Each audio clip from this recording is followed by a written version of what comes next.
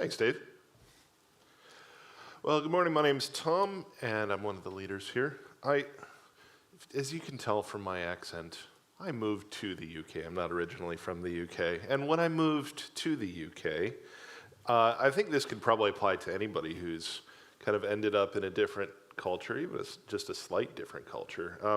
How do you begin to get your footing in that culture? Well, one piece of advice I got was watch TV. Kind of get caught up in these things, you see how things go, but also you kind of are in on the inside jokes at the office, these kinds of things.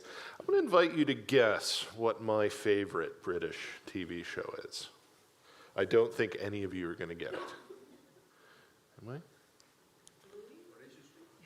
That's Australian, but yes. So, it is, yes, The Great British Sewing Bee. I am a massive fan of The Great British Sewing Bee. You wouldn't have guessed it, right? It's great. Anybody else like The Sewing Bee? It's amazing, yeah. And after, I'm not going to give anything away, but after the shock of the semifinals last week, I don't know, we're moving into the finals. I have no idea who's going to win, Team Orla.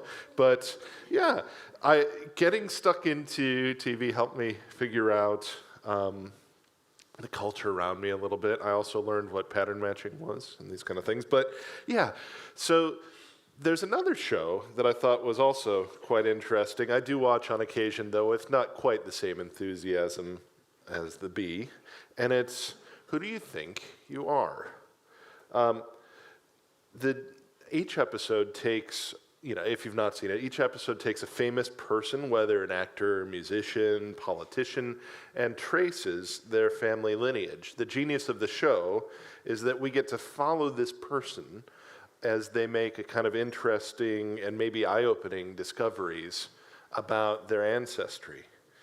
Now, if you haven't watched the show, perhaps it's because you're not particularly interested in history. You might be wondering what the appeal is. Well, I think it basically boils down to this. We're interested in our stories. We like to know where we've come from. We like to have a sense that our past, our family's past, in some way shapes who we are, for better or for worse. And that's why websites are dedicated to charging people to comb through ancient census data, baptism records, military documents, helping people find out a little bit more about their family roots. It's why our kids ask us questions about what they were like when they were babies. They ask us what things were like when we were kids. Some of us take this pursuit more seriously than others. My father-in-law had a keen eye for detail. He researched some of his family history back to the time of the Protestant Reformation. I have not done that. Now, why focus on the past? We're starting a new series in Exodus today. Don't worry, it won't take 3 years. I promise we will be wrapped up before Christmas. We're looking at the first 19 chapters of Exodus. And whether this book is fairly new to you, you've never read it before, or whether you've read it dozens of times, these stories can seem somewhat removed from what we read in the New Testament and definitely from our lives today. So you might be wondering why we've chosen to focus on it at all. Well, first, we believe that all of the Bible is God-breathed. It's from God, and it's relevant to us, however obscure it might seem at first. But more specifically, the story of Exodus is a really important part of the origin story of God's people. And that means that if you love Jesus, it's part of your origin story as well. In that sense, it tells us a bit about where we've come from, which helps us to understand, indeed, who we are. So I'm going to invite Andrew to come up and read our passage for us. It's Exodus chapter 1, very near the left side of the Bible. I think Andrew will take it from here.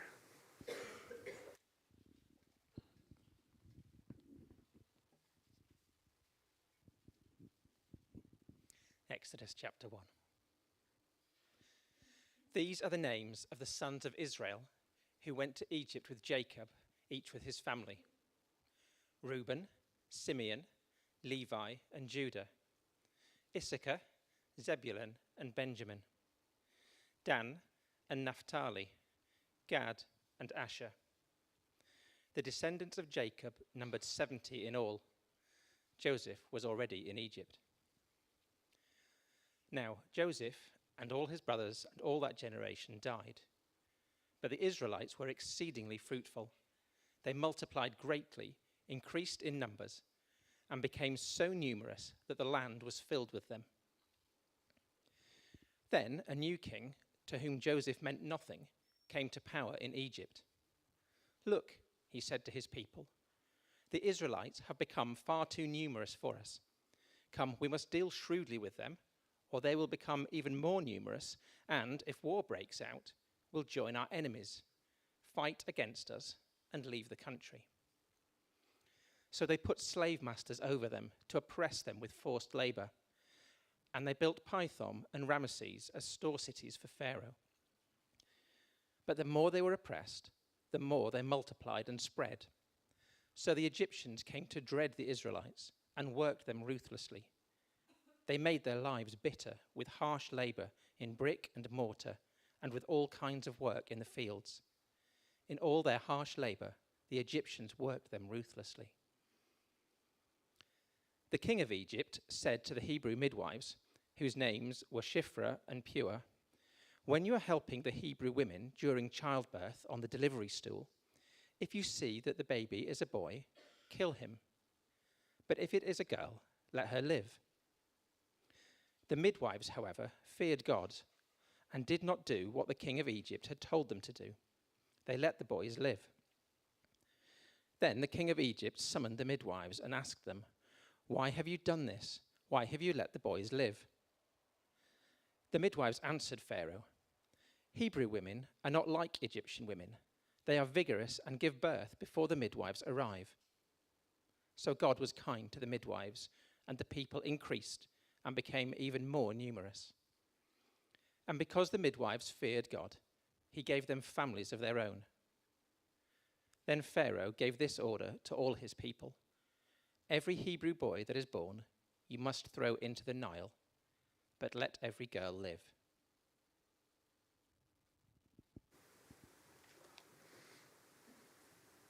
Thanks very much, Andrew. Cheers. So, Exodus starts with reference to a family. This is the family of Abraham, Isaac, and Jacob. It's this family to whom God made promises in Genesis, promises that they would be a great nation, promises that they would have a land of their own, promises that they would be his people and he would be their God.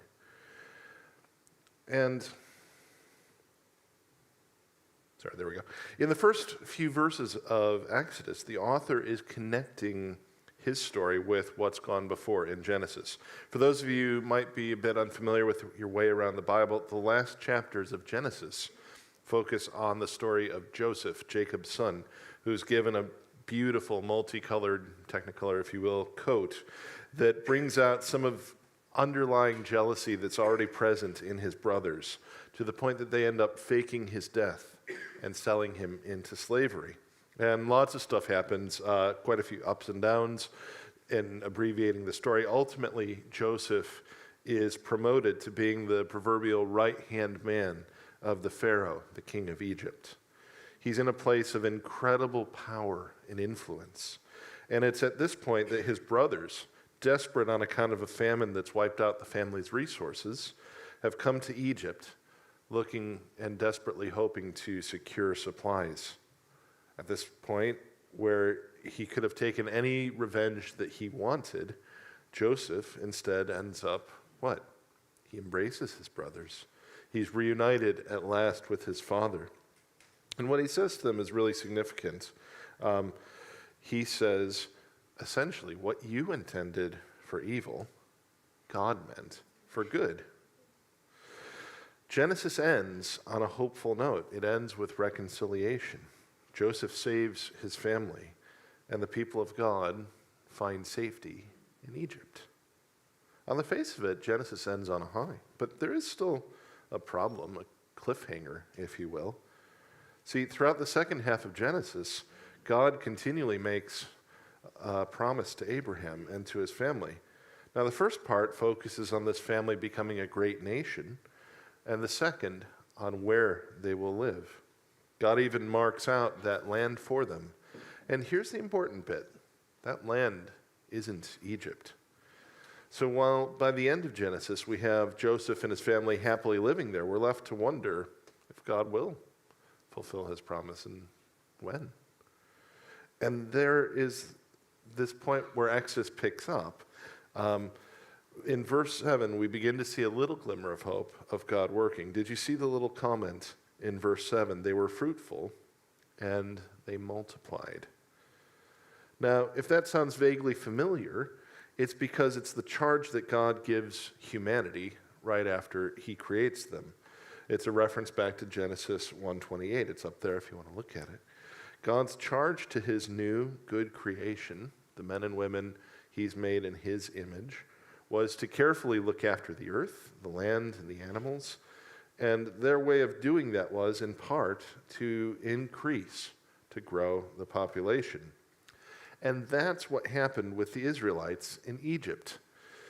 Even under foreign rule, even in a land that wasn't their own, God's people were growing. God is shown to be faithful to the promise he made to Abraham. If he can be seen to be faithful in the first part of the promise, he can certainly be faithful to the second part, to bring them to a land of their own. But more on that later. Looking back to verse 7, one commentator I read gave a really literal translation of the Hebrew, and he said it could read like this. As for the Israelites, they grew, they were fruitful, they swarmed, they increased, they got powerful, more and more, and the land was filled with them. Now, when you look at it that way, that's some pretty strong language, isn't it? It's the sort of thing that causes us to sit up and take note, and that's exactly what the leadership in Egypt did as well. The very sign of God's blessing becomes the spark of Pharaoh's fear. For the author and readers of Exodus, this language is meant to signify, though, that this population growth isn't just biology. It's divine blessing. It's God fulfilling this promise to Abraham that his descendants would be numbered like the stars in the sky. But there also raises another potential question here. Why did the Israelites fall out of favor in Egypt? The passage suggests that it's because of the new Pharaoh. Notice that he's never named. I'll talk about that in a second. We see that Joseph means nothing to this new Pharaoh. So what came about that would cause this change? Genesis paints a portrait of Joseph in a place of prominence in the government. So how could such an important figure be forgotten? Scholars point out that this might not be a memory issue. It's not that he's been forgotten. It's an issue of regime change. You see, there was an Asiatic group called the Hyksos who gained power during roughly the same period in history. We're not exactly sure where they came from, probably the east, but what we do know is that they weren't Egyptian by blood. We know that the Hyksos conquered parts of Egypt and set themselves up as rulers, called themselves pharaohs, around this time. It apparently took some time for the weakened Egyptian state to marshal the military needed to push the Hyksos out for good. And so the Old Testament scholar Douglas Stewart puts forward a hypothesis, it's been argued by others as well, to say that Joseph almost certainly rose to power, this is Genesis 41-42 if you want to look it up, during the time of Hyksos pharaohs, outsiders who had invaded and conquered Egypt.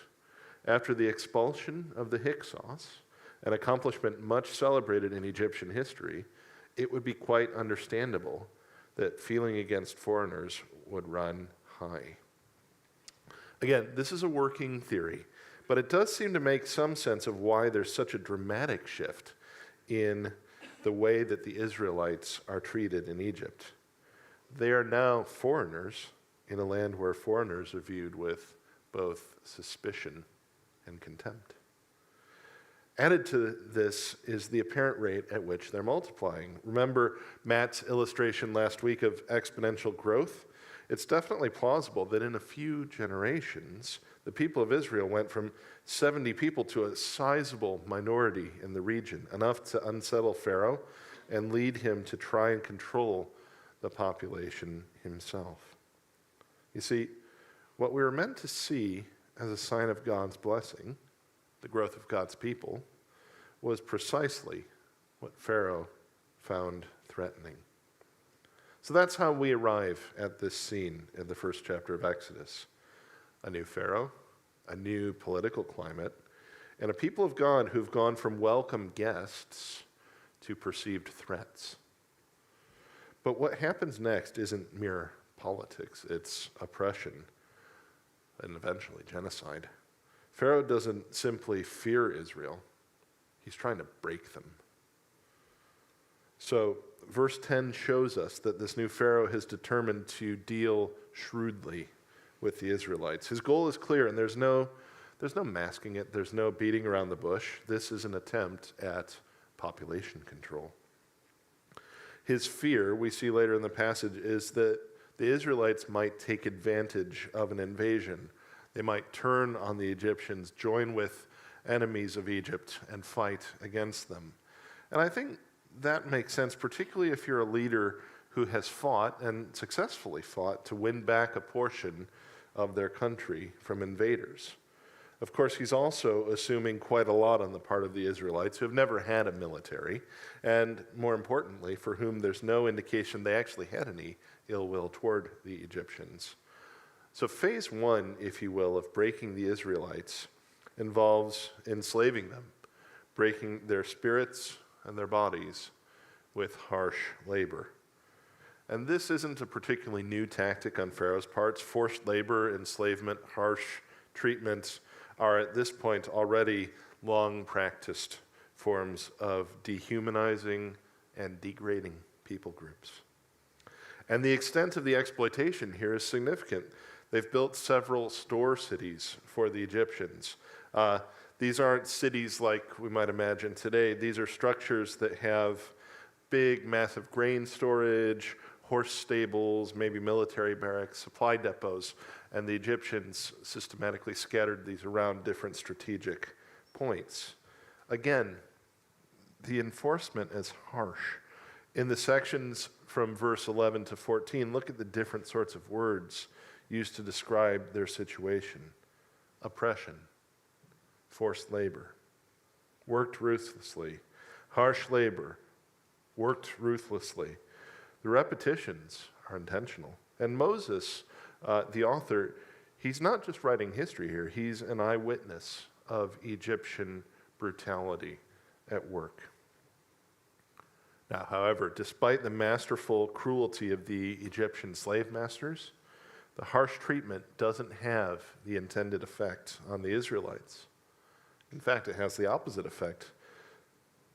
Verse 12 says this: the more they were oppressed, the more they multiplied and spread. And this is clearly not what the Egyptians were expecting. But of course, the author wants to remind us that this is a clear sign of God at work. He's not only preserving the Israelites, he's increasing their number. And remember, this is a sign of divine blessing in the ancient world, but also specifically fulfilling the promise he's previously made. So Pharaoh, in the meantime, is getting desperate. He decides to switch tactics and move from enslavement to straight-up genocide. And it's here that we meet the heroes, or indeed the heroines of this chapter. Two women whose names I venture you probably didn't have lodged in your memory when you walked in this morning. And yet, they're two women who are responsible for not only the upending of an empire, but the preservation of God's people. They're called Shiphrah and Puah. And notice that they're the only people besides Joseph's family who are named in this chapter. Did you notice that Pharaoh, the key villain of the book, is never actually named? Now, Hollywood in numerous films calls him Ramses. They've clearly not a name given here. And yet these two midwives are named. What's going on there? What's up with that? I think it's the author emphasizing the value and contribution of these faithful women while undermining the importance of the Egyptian king. And there's good reason for admiration in light of the courage that these two women display. Pharaoh summons them. He commands them to kill all the baby boys born to Hebrew women. Why boys? It doesn't say specifically, but I think he's working from an ancient militaristic mindset. Fewer boys means fewer men, meaning that he can limit the number of people in the next generation who would be a potential military risk to him. But Shiphrah and Puah demonstrate an amazing resolve, don't they? They care more about God's will than Pharaoh's orders. See, they know it would be wrong in God's sight to kill these children, even if it means risking their own lives. You might be thinking, hey, Tom, there haven't been 10 commandments yet to say you shall not kill. That is true. But God has consistently demonstrated and uplifted the value of human life at every turn in the Bible and in every turn in history. The blood of Abel, murdered by his brother Cain, cries out in judgment against him. Genesis 9 again reinforces that human life is precious, that human beings are accountable for what they do to their brothers and sisters. So Shiphrah and Puah may not have had commandment tablets in front of them. They may not have known the references from the Genesis accounts I met, but the Bible reminds us later on that the law is written on our hearts. We know right from wrong. We're born with at least some sense of an innate right and wrong. And they choose to disobey Pharaoh and let the boys live.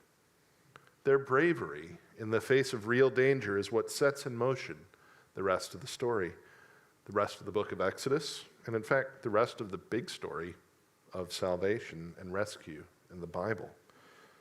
And we can assume that a few years go by, Pharaoh begins to notice that there's a surprising number of young Hebrew boys running around, and he summons the two midwives back. Their reply is an interesting one. They said the task wasn't possible. They said Hebrew women weren't like Egyptian women. They managed to give birth without the help of midwives. And this brings up some questions for us, or at least it did for me. Are they lying to Pharaoh? If so, what on earth do we think about that? Or perhaps there's something else going on entirely. Now, it's important to remember that childbirth is an incredibly important moment for everybody involved, and different cultures can and still do approach childbirth differently. It's possible that Shiphrah and Puah were simply lying to Pharaoh. It's equally possible that there really were significant differences in how Israelite women and Egyptian women prepared for giving birth. And you can be glad to know that I don't plan to delve deep into the tall grass of obstetrics this morning. Suffice to say that it's entirely possible that Egyptians' cultural approach to childbirth led to complicated, difficult labors. And it's also possible that Israelite women who have not had the luxury of rest afforded to the Egyptians might have been much more involved in their own labor and delivery and not needed midwife support. Equally, it's likely that Pharaoh, who had numerous wives and concubines, had probably never been within the mile of a birth of one of his own children, in which case he has no clue what's going on in this world at all. And I think that seems likely because he accepts the accounts of Shiphrah and Puah without any question. We might have expected them to be punished severely, maybe even executed, given the sort of task they're expected to carry out. But instead, verses 20 and 21 show that they're blessed by God. And moreover, they're given children of their own, sort of contextually giving us the idea that maybe Israelite midwives were normally childless women. But our chapter ends with a particularly dark conclusion. Pharaoh hasn't gotten his way, and now he's really out for blood. Notice he's no longer ordering midwives, but all of his people. They're now all being tasked with the wholesale genocide of Israelite boys. He says, throw them in the Nile. And it's in this context that the story is about to shift dramatically. And it's in this decree that Pharaoh begins to put in motion his own undoing. But you'll have to come back next week to hear more. But what we can say from this chapter is that some of God's greatest victories begin with quiet acts of courage that almost nobody sees. As we wrap up, you might be thinking to yourself after Matthew's gospel, why are we studying this? Well, I want to circle back to this idea of who do you think you are? You see, I think that we as God's people today could ask the bigger question as well. Who do we think we are? I started by mentioning the importance of looking back at where we came from. You see, there's a bigger and better question to ask here. Who does God say I am? Shiphrah and Puah put God's will above external pressure. And we're here today in part because of their faithfulness. What might this look like for you? Are you ever pressured to compromise on something you know to be what God wants at work, in school, in a relationship? To be clear, I don't believe for a second that every hill is a hill worth dying on. But I hope that if and when we're challenged on something that would be a profound compromise of our obedience to God, we would have the courage to follow in Shiphrah and Puah's footsteps here. For Israel, this was the beginning of a season that would galvanize them. They weren't just a big family anymore. They're becoming a people, a nation, a community bound together by the worship of the God of Abraham, Isaac, and Jacob. And crucially, they're learning about who they were not by looking at themselves, but by listening to what God said about them. The rest of Exodus is, if you will, a story about God making good on his promises, though not always in the way that people expect. But this isn't just their story. It's the start of a trajectory that runs all the way through the Bible and finds its ultimate fulfillment in Jesus. So there's a very real sense in which this is our story too. We're grafted into the same promises. We're redeemed by the same God, and we're called into the same story of salvation. So as we study Exodus over these next few months, we'll see God at work, sometimes powerfully and directly, parting seas, sending plagues, shaking empires. There's even a talking shrubbery. Other times, he's at work quietly, in conversations and acts of courage, in moments that might seem small. We'll see him at work through people who are gifted, through people who are willing, and people who are neither of those things. Most importantly, we'll see a God who always keeps his promises and never abandons his people. And see, here's the good news. That same God is at work today. He hasn't changed. So the question Exodus presses on us is the same one it pressed on the people of Israel. Who are you? Are you just another face in the crowd? Or are you, as Exodus will remind us, someone beloved by God, who he will rescue, who he will redeem, somebody who can trust him even in the darkness of the hardest places? And I asked Ellen to sing the song we sang at the beginning, just to wrap us up. It's a song that talks about shared identity. And, we spoke about it in terms of other churches in the city and in this country, but think about it across time as well. What does it mean to be one in Christ? So we're going to sing that once more. Let Ellen come up. Thanks very much.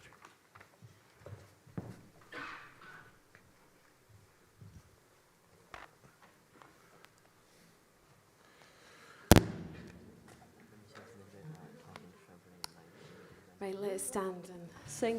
Yeah, together. that's intentional. Yeah.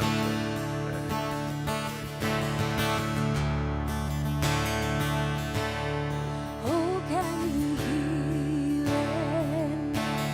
The song of eternity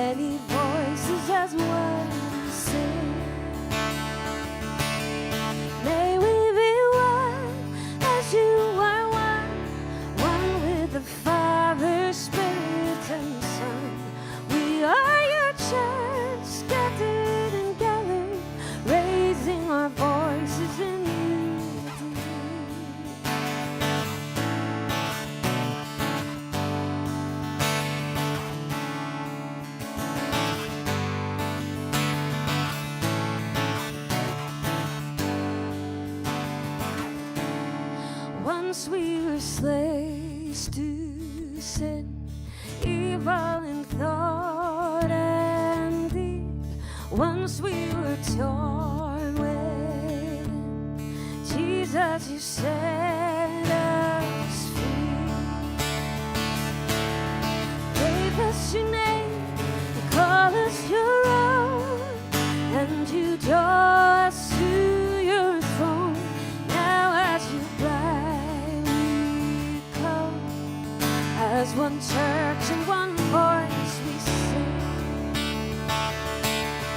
May we be one as you are one, one with the Father, Spirit, and Son. We are your church, scattered and gathered, raising our voices in unity.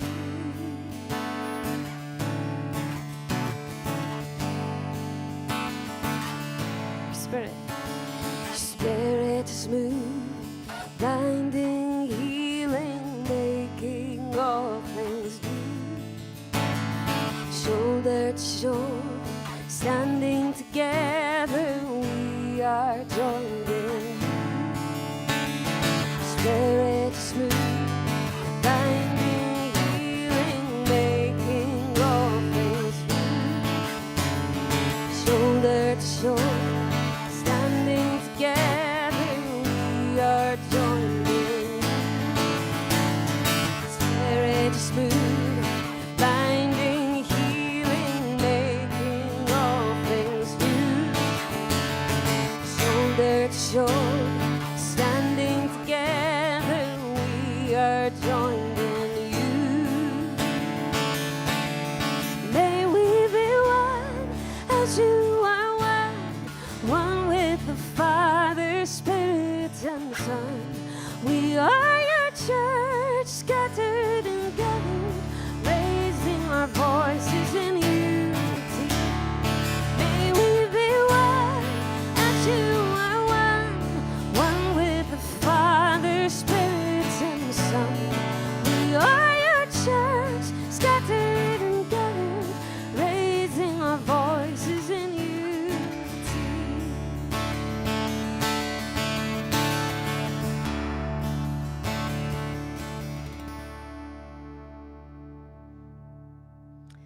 Amen. Take a seat.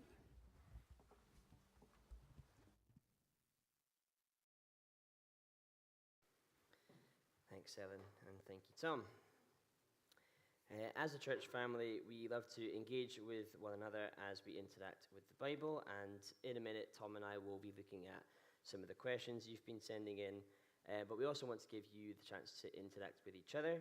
So if you want to just take a minute just now to discuss what you've been hearing in the talk and have a look at the questions on the screen, if you can get those up. Thank you. And you can still send in questions now if you haven't done so already, using the link on the app. Great. We'll just have a wee chat amongst yourselves, and then Tom and I will look at your questions in a minute.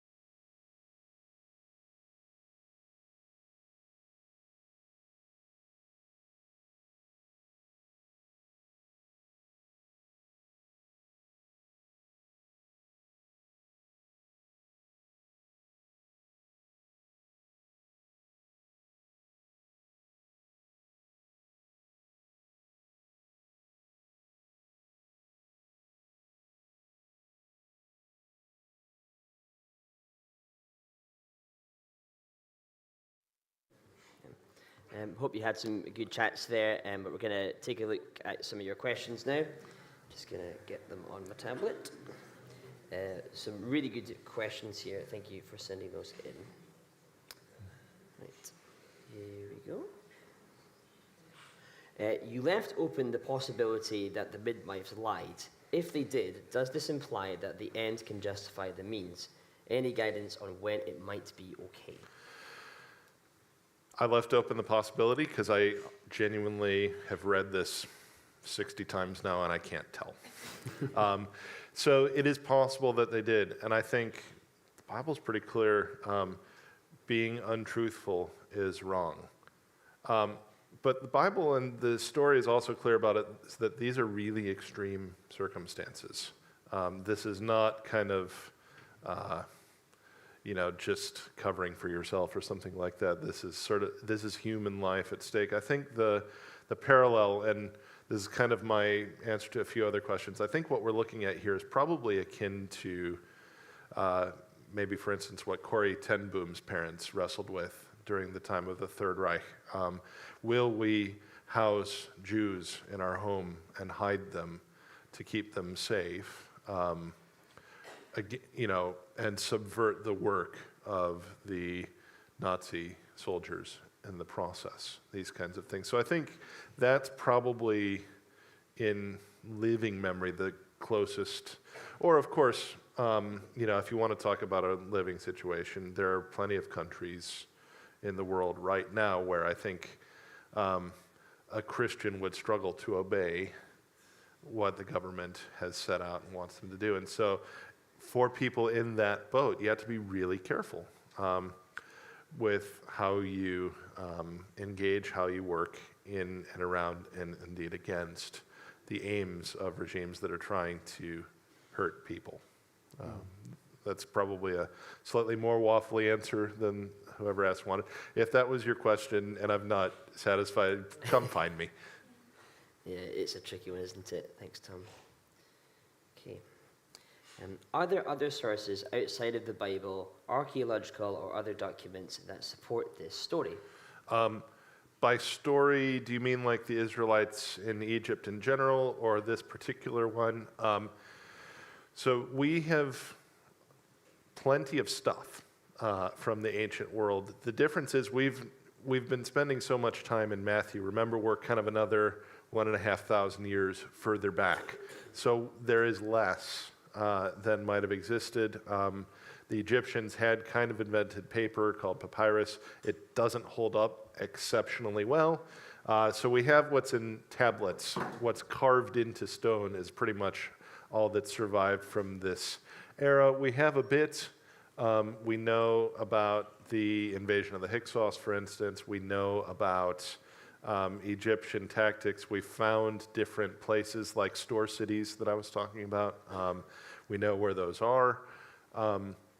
There are some really good resources that help you take baby steps into this, the kind of archaeological world of the Bible. I can point you in the direction of mild, medium, or spicy archaeology if you're interested.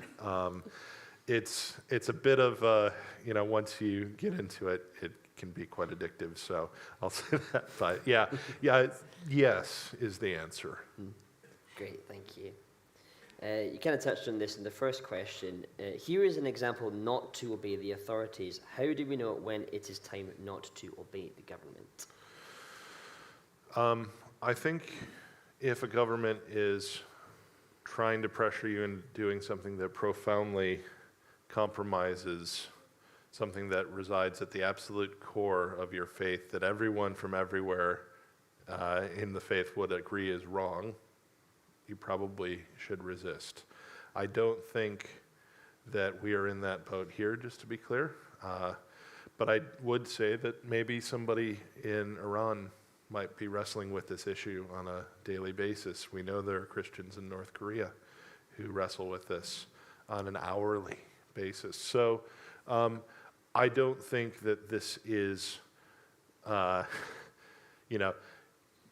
don't like this government policy, so as a Christian, I think, No, that I don't think that we should look to this story and these midwives and say that. But I think in life and death, in affirming the full human dignity of men, women, and children, these kinds of things, yeah, that's worth going to the wall for.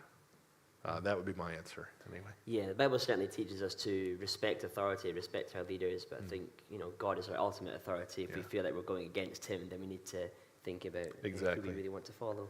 Yeah, no, that's right. Thanks, Dan. One more? Yeah, why not? I'm struggling with the idea of the good guys Israelites versus the bad guys Egyptians. Did God care for the Egyptians? Are we invited to love our enemy through Jesus? That is a great question. I'm really glad somebody asked that. I hope I haven't set this up as all the Israelites, great, awesome, great lads. All the Egyptians, pure evil. The reality is quite mixed. The Israelites are and were living happily, by all accounts, in Egypt. They thrive there. Also, we certainly can't say God doesn't care about the Egyptians. The Israelites, living as they do, are a beacon of who he is to the Egyptians at every point in their living there. It's also, lots of people think that some Egyptians left with the Israelites. So, in a sense, like the Israelites in modeling who God wants them to be, when they are doing that, are proclaiming who he is to a society who doesn't know who God is, who's caught up in all the different sort of Egyptian animism and paganism. The Israelites are saying, no, God is one. We love God with our heart, soul, mind, and strength. And so they proclaim something radically different. And by all accounts, convince people to leave the kind of tyranny of Egypt to come out and do something else. That's why there's this reinforcing of story and identity. Israel is never just a mono-ethnic family. There's always people being grafted in, and that's good news because we are too. Yeah. Great. Thank you very much, Tom. Before you go off, can you just remind us what is the big idea from the talk today? Yeah, I think it's essentially that we should follow God's will in the face of other competing pressures.